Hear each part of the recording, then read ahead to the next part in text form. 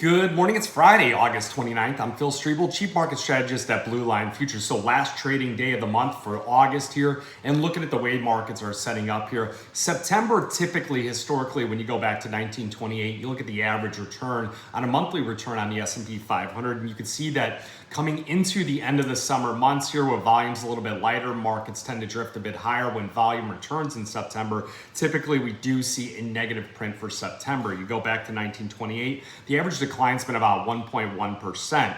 Now, I do anticipate that any significant material dips in the equity markets should be bought because of the fact you look at the seasonality again going into October, November, December, and January, you tend to see the markets ramp up here. You get about a 0.5% return in October, 1.1% return in November. You get to December, it's 1.3%, 1.2% in January, and then we slide off just a touch here. So that's some of the notes in my notebook, and you should always keep a trading notebook here.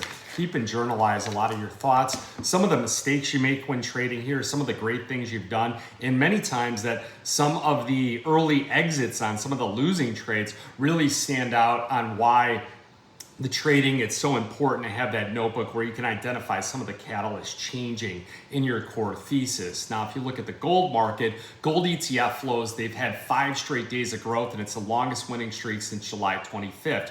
You look at Bank of America, their weekly flows, this is something that I look at, and you really want a reliable source of different research, different numbers, and a lot of quantitative type of data here to look at. But you look at the weekly flows, $19.7 billion into bonds. Why are they going into bonds? Where you're seeing 2-year yields fall, you're seeing yields fall across the board, especially on shorter duration. So they're looking to lock in some of those rates here that we're seeing as yields start to come off. Now, they also picked up $16.6 billion in stocks, $3.1 billion in crypto, and $1.4 billion in the gold market. So those flows are really going into playing a few different themes here. Declining interest rates, declining dollar. They're looking at the reflation trade with crypto. They're also looking at the stagflation trade with the gold market.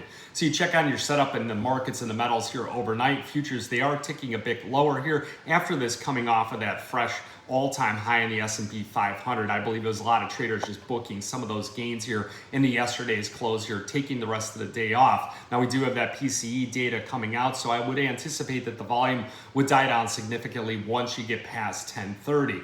You had Fed Governor Waller, he called and reiterated again for lower interest rates, saying that long-term inflation expectations are firmly anchored while the risk of a weakening labor market continues to increase. So traders today, they are going to wait the July release of the core PCE deflator. That's the Fed's preferred inflation gauge. So the S&P 500 down about 0.3% here, trading just below 6,500. You also have the NASDAQ down about 133 points here. That's down about 0.5%, so a little bit of pressure there. You look at European stocks, they did slip. You look at Asian stocks, they were steady with the rally in Chinese equities offsetting the losses for Japan on a little bit of profit taken. The MSCI Asian Index had edged lower here. And why do we care about Asian indices on a metals channel here? Well, the big picture is China has been the world's best performing stock market over the last 2 years. They are also the largest consumer of copper and silver in its raw form. Copper is poised here for the 4th weekly gain, and we haven't really talked about copper too much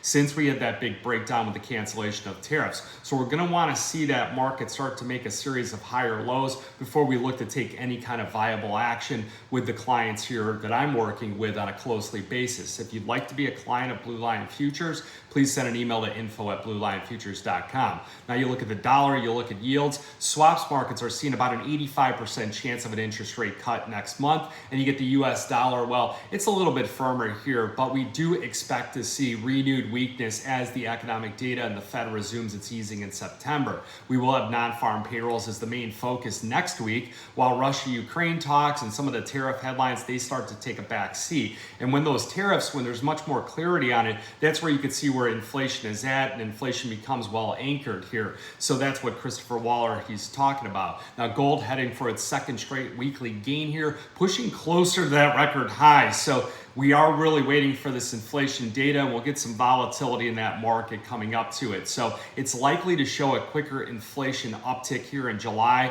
and the Fed has really expressed concern about the tariff-driven inflation and the July's inflation print here. This PCE print excuse me, it should be led by the services sector here. So the economic outlook I looked at a survey that was conducted by Bloomberg, and they're saying that consumer spending, the main driver of the economy, is expected to grow at a pace of 1.1% in both the third and the fourth quarter, while core inflation is expected to peak at about 3.2%. That GDP is now anticipated to increase by 1.1% in that half of the year. What that's important is because the average growth rate's been 1.4% for the first 6 months. So a downtick in that GDP, and that's where you get that slower growth here and you get that stickier inflation. So you start to look at that situation presenting a mix of stagflation in one hand, reflation themes in the other. So that creates dip buying opportunities in both growth and inflation sensitive sectors here and things like the gold market. While the year over year inflation is expected to gradually ease when you get into 2026,